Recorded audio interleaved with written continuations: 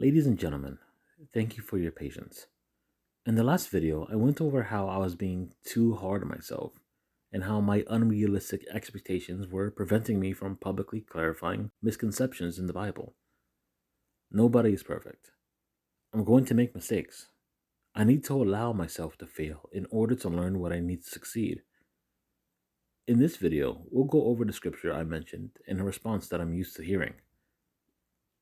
In case you didn't know, the Bible is a big book with plenty to understand for those that are new to it. So any questions being asked are likely loaded questions that take multiple references to explain, which may create more questions for those references. I'll do the best I can to keep it straight to the point and easy to understand.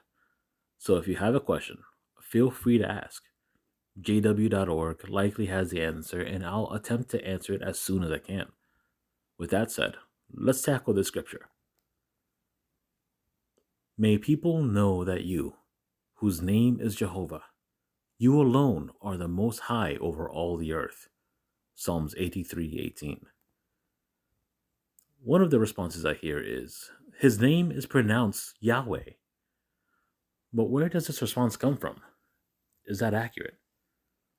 The first part of the Bible was written in Hebrew, a language that is read from right to left. In that language, God's name appears as 4 consonants. Those 4 ancient Hebrew characters is the tetragrammaton for God's name. To American English, this is transliterated to YHWH. In ancient Latin, this is JHVH. It's possible you may have connected the dots already, but let's continue. All 4 letters are consonants, with no vowels inserted between these consonants.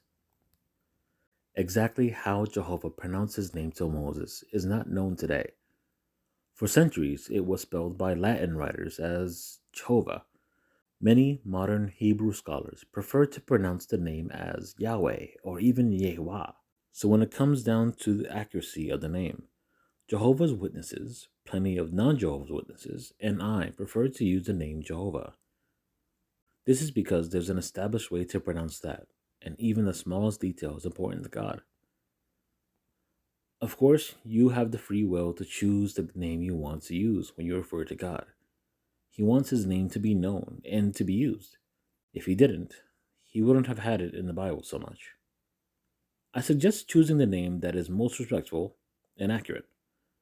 When Armageddon comes and we regain contact with God, the angels and our ancestors will have a way to verify our pronunciation then. But for now, we're all doing the best we can with the information we have. For a more detailed explanation on this and more, I suggest visiting jw.org.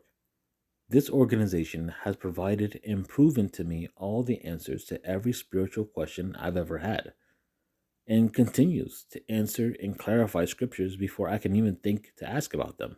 And I'm quite a skeptic. To relate, here's something to think about. How would you like someone to pronounce your name? If your name is constantly mispronounced, how do you feel when someone pronounces it properly? What's an interesting way someone misheard or mispronounced your name? And just for fun, try playing around with the names of other things to see how people react.